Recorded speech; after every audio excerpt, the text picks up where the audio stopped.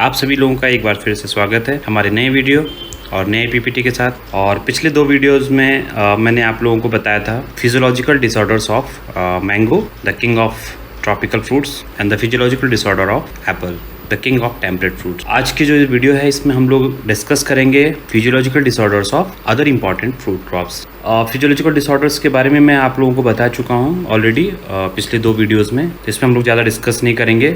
सीधे चलते हैं फ्रूट्स क्रॉप्स के ऊपर। और बनाना में जो मेजर प्रॉब्लम आती है एक येलो पल्प ऑफ बनाना की आती है। आप लोगों ने देखा होगा इसमें जो मेनली जो सिम्टम है इसके, इसमें येलोइंग हो जाता है और हनी कलर्ड हो जाता है, टिंट टू नॉट सॉफ्टनिंग हो जाती है उसके सेंटर में। ये जो प्रॉब्लम है ये नॉर्मली ग्रोइंग कंडीशन, जो एबनॉर्मल ग्रोइंग कंडीशन होती हैं या फिर न्यूट्रिशन इम्बैलेंस की वजह से होती है। और न्यूट्रिशन में भी मैग्नीशियम डेफिशिएंसी मेजर इसकी प्रॉब्लम है, और सल्फर की भी जनरली जो रेमेडी है इसकी, उसमें magnesium and sulphur application polar spray किया जाता है। इसके अलावा जो दूसरा है वो है चिलिंग इंजरी ऑफ बनाना। ये बहुत मेजर प्रॉब्लम होती है चिलिंग में। जो अगर हम लोग इसको स्टोरेज करने के 14 डिग्री सेंटीग्रेड से नीचे जब हम इसको स्टोर करते हैं तो इसमें ये इंजरी ज़्यादा दिखती है। इसमें आप देख सकते हैं कि जो धीरे धीरे ये डार्क हो जाता है, बिल्कुल ब्लैक कलर का। नॉर्मल रेमेडी यही है कि इसका ऑप्टिमल टेम्परेचर में ही इसको स्टोर किया जाता है, 14 डिग्री सेंटीग्रेड से ऊपर होना चाहिए। तो ये एक चिलिंग इंजरी है। इसके अलावा सिट्रस फ्रूट्स में ग्रेनुलेशन की प्रॉब्लम आती है, जिसमें जो फ्रूट जूस होता है वो टफ हो जाता है, लार्ज हो जाता है और ग्रेइश कलर का हो जाता है। फ्रूट्स में पैक्टिन कंटेंट थोड़ा ज़्यादा हो जाता है और पॉलीसैकेराइड एंड कार्बोहाइड्रेट कम हो जाता है। जनरली जो लार्ज साइज फ्रूट्स होते हैं उनमें ये प्रॉब्लम ज़्यादा आती है। इसका कंट्रोल के रूट स्टॉक्स हैं, उसमें रफ लेमन रूट स्टॉक्स का नहीं करना चाहिए। और दूसरा जिंक और कॉपर को और पोटेशियम इम्पॉर्टेंट है। तो जिंक, कॉपर और पोटेशियम को 0.25% का स्प्रे अगर हम करते हैं तो इसको कंट्रोल किया जा सकता है। इसके अलावा जो सिट्रस में एक मेजर प्रॉब्लम आती है वो चिलिंग इंजरी की है, सेम है। इसका स्टोरेज जो है वो अगर 10 to 15 डिग्री सेंटीग्रेड से कम अगर हम लोग इसको स्टोर करते हैं तो उसमें चिलिंग इंजरी आ जाती है। तो इसका सिम्टम आप देख सकते हैं, इस टाइप के स्पॉट्स बन जाते हैं ब्राउन, और इंटरनली भी फ्रूट जो है वो ख़राब हो जाता है। तो इसके लिए क्रिटिकल टेम्परेचर जो है 15 डिग्री सेंटीग्रेड से ऊपर का, उसमें इसको करना चाहिए, स्टोर करना चाहिए।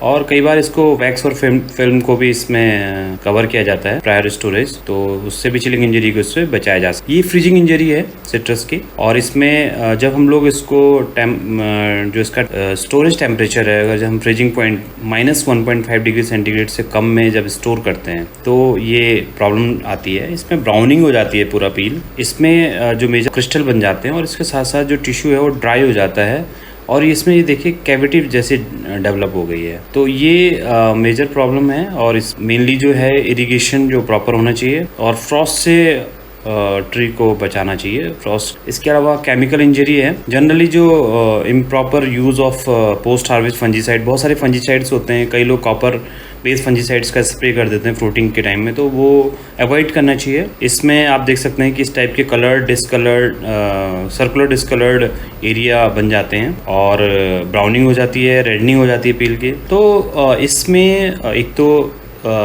जो भी बहुत सारे फंजीसाइड्स है ये हमें देखना पड़ता है कि भाई इसका कोई साइड इफेक्ट तो नहीं है, और पीएच को बैलेंस करके रखना पड़ता है। इसके अलावा ग्रेप्स में ये बहुत मेजर प्रॉब्लम है, मेजर फिजियोलॉजिकल डिसऑर्डर है ग्रेप्स का, हैन एंड चिकन डिसऑर्डर, और ये बोरोन एंड जिंक डेफिशिएंसी की वजह से होता है।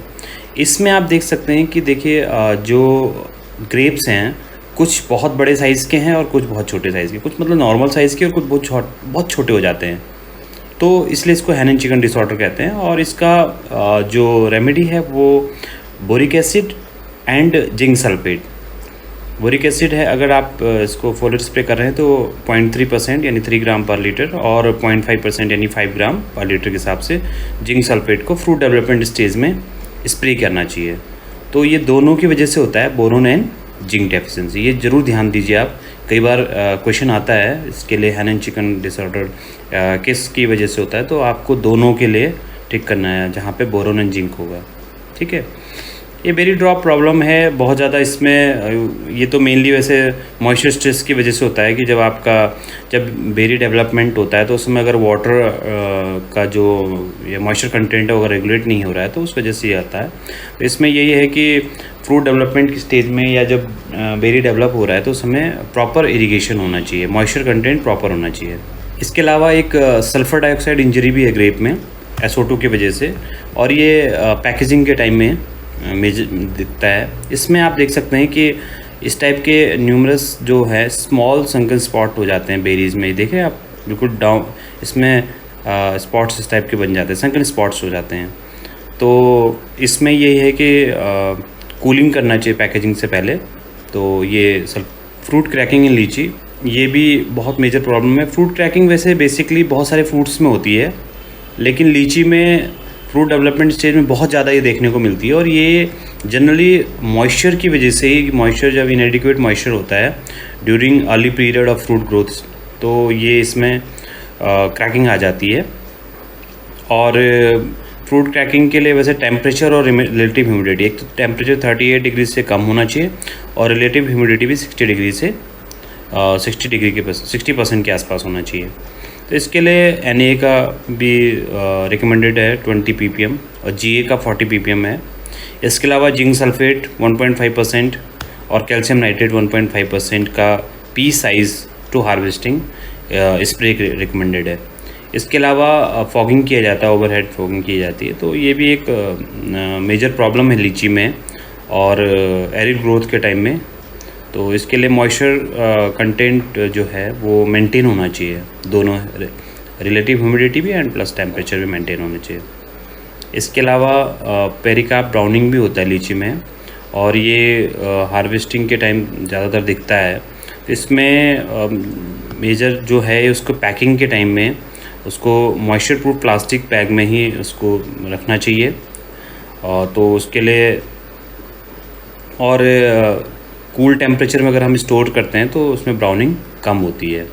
इंटरनल फ्रूट नेक्रोसिस से आंवला, इंटरनल फ्रूट नेक्रोसिस बहुत सारे फ्रूट्स में होते हैं, लेकिन आंवला में ये मेजर प्रॉब्लम है। और इसमें जो इनर मोस्ट पार्ट होता है मेसोकार्पिक टिश्यू और एंडोकार्प में, उसमें हार्डनिंग हो जाती है और पूरा नेक्रोसिस हो जाता है फ्रूट्स में। बहुत सारी वैरायटीज़ हैं जो बहुत ससेप्टेबल होते हैं, चाहे वो फ्रांसिस है या बनारसी वैरायटी है। और इसका जो मेन रीजन है वो बोरोन डेफिशिएंसी, कॉजेज़ है वो मेनली बोरोन डेफिशिएंसी है। तो इसमें बोरेक्स का 3 स्प्रे किए जाते हैं 0.6% के हिसाब से सितंबर अक्टूबर के टाइम में, फोर्टनाइटली इंटरवल में। तो इंटरनल फ्रूट नेक्रोसिस जो आंवले में होता है वो उसको रोका जा सकता है बोरेक्स के स्प्रे से। इसके अलावा ब्लैक हार्ट ऑफ पाइनएप्पल, ये भी मेनली जो प्रॉब्लम है वो टेम्परेचर की वजह से होता है, लो टेम्परेचर की वजह से। और इसमें डिस्कलरेशन हो जाता है कोर में, और कई बार ये इवन ब्लैक कलर का भी हो जाता है। तो इरिगेशन एक तो प्रॉपर होना चाहिए अगर ड्राई वेदर है, और हार्वेस्टिंग एट ऑप्टिमल मैच्योरिटी, बहुत ज़्यादा लेटर मतलब बहुत ज़्यादा मैच्योरिटी नहीं होनी चाहिए, नॉर्मल एक जो ऑप्टिमल मैच्योरिटी है उसकी हार्वेस्टिंग की वो होनी चाहिए। और टेम्परेचर स्टोरेज के लिए 25 डिग्री स्टोरेज पे इसको करना चाहिए। बहुत ज़्यादा अगर लो टेम्परेचर में हम रखते हैं, फ्रीज वगैरह में रखते हैं तो बहुत जल्दी ख़राब हो जाता है, या हाई टेम्परेचर रखते हैं 25 से ऊपर तो बहुत जल्दी ख़राब हो जाता है। इसके अलावा पपाया में ये फ्रूट मालफॉर्मेशन की प्रॉब्लम है, जैसे मैंगो में आती है वैसे इस प्रकार से पपाया में भी होता है, फ्रूट इस टाइप से मालफॉर्म्ड हो जाता है। और ये इसमें जो मालफॉर्मेशन की प्रॉब्लम है ये मेनली बोरोन डेफिशिएंसी आती है। तो इसमें बोरिक एसिड रिकमेंडेशन है, और इसमें बोरिक एसिड का है 0.1%। तो ये बोरोन बहुत मेजर रोल करता है। इसके अलावा disorder of other fruit crops, जैसे परसिमन है, परसिमन में कैलिक्स सैंड आता है जो कैल्शियम डेफिशिएंसी है। एवोकाडो में ड्राई नेक प्रॉब्लम आती है। मैंगोस्टीन में गैम्बोस की प्रॉब्लम आती है जो हैवी रेनफॉल की वजह से होता है। इसके अलावा सपोटा में कॉक्सकॉम की प्रॉब्लम आती है। कस्टर्ड एप्पल में स्टोन फ्रूट्स एक डिसऑर्डर है जो हाई रिलेटिव ह्यूमिडिटी और लो टेम्परेचर की वजह से होती है। स्ट्रॉबेरी में एल्बिनिज्म की प्रॉब्लम आती है, और एप्रिकॉट में एपोप्लेक्सी की प्रॉब्लम आती है, और पीच में वुलिनेस की आती है। तो ये कुछ डिसऑर्डर्स हैं जो फ्रूट क्रॉप्स में आते हैं। इसको आपको बहुत ज़्यादा डिटेल्स तो में नहीं जाना, लेकिन आपको ये पता होना चाहिए कि इस फ्रूट्स में ये मेजर डिसऑर्डर्स हैं। कई बार ये क्वेश्चंस पूछे जाते हैं बहुत सारे एंट्रेंस एग्जामिनेशंस में, या फिर जो आपके कॉम्पिटिटिव एग्जामिनेशंस होते हैं उसमें ये क्वेश्चंस पूछे जाते हैं कि कौन सा डिसऑर्डर है जो कौन से फ्रूट क्रॉप्स में आता है। तो ये कुछ अदर फ्रूट्स के जो मेजर डिसऑर्डर्स हैं वो आपको पता होना चाहिए। तो फाइनली हम लोग ये कह सकते हैं कि जो बोरोन है, कॉपर है और जिंक है, इनका मेजर रोल होता है फिजियोलॉजिकल डिसऑर्डर्स में। मतलब आप देख रहे होंगे ज़्यादातर में जो रेमेडी है या जो कंट्रोल मेजर है उसमें बोरोन का ही मेजर रोल है। बोरोन का, बोरिक एसिड को हम वो कर रहे हैं, या जिंक को कर रहे हैं, या कॉपर को कर रहे हैं, या फिर पोटास को कर रहे हैं।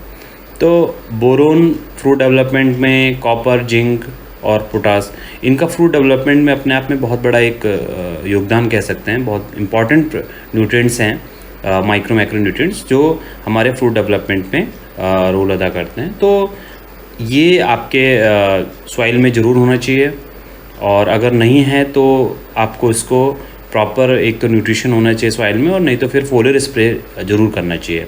एटलीस्ट बोरिक एसिड का तो करना ही चाहिए फ्रूट डेवलपमेंट में। जब आप का फ्रूट डेवलपमेंट हो रहा है किसी भी फ्रूट्स का, कोई भी फ्रूट का है, चाहे वो मैंगो है, एप्पल है, या और भी अदर फ्रूट्स हैं, आपका कोई भी अगर फ्रूट डेवलपमेंट हो रहा है तो उसमें बोरिक एसिड का ज़रूर आपको वो करना चाहिए, फोलियर स्प्रे करना चाहिए, चाहे वो 0.3% या 0.6%। इसके अलावा कैल्शियम बहुत इंपॉर्टेंट है। कैल्शियम का भी मेजर रोल होता है फ्रूट डेवलपमेंट में, तो कैल्शियम को भी ज़रूर आपको करना चाहिए। तो इन माइक्रोन्यूट्रिएंट्स को चाहे तो आप आजकल कॉम्बिनेशन में आ रहे हैं बहुत सारे, चाहे वो मल्टीप्लेक्स एग्रोमिन के नाम से आते हैं, तो उनको भी आप यूज़ कर सकते हैं।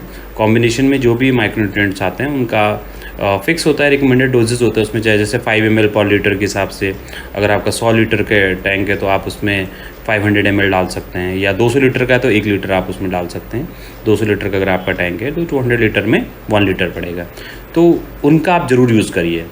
आपके नज़दीकी जो डिपार्टमेंट ऑफ एग्रीकल्चर या डिपार्टमेंट ऑफ हॉर्टिकल्चर के पास ये अवेलेबल होगा, नहीं तो थैंक यू वेरी मच। आपको ये वीडियो कैसा लगा आप ज़रूर बताएं कमेंट बॉक्स में जाके, और लाइक करें, शेयर करें, चैनल को सब्सक्राइब करें। और अगर आपको कुछ कोई और इन्फॉर्मेशन या फीडबैक है तो आप मुझे मेल भी कर सकते हैं।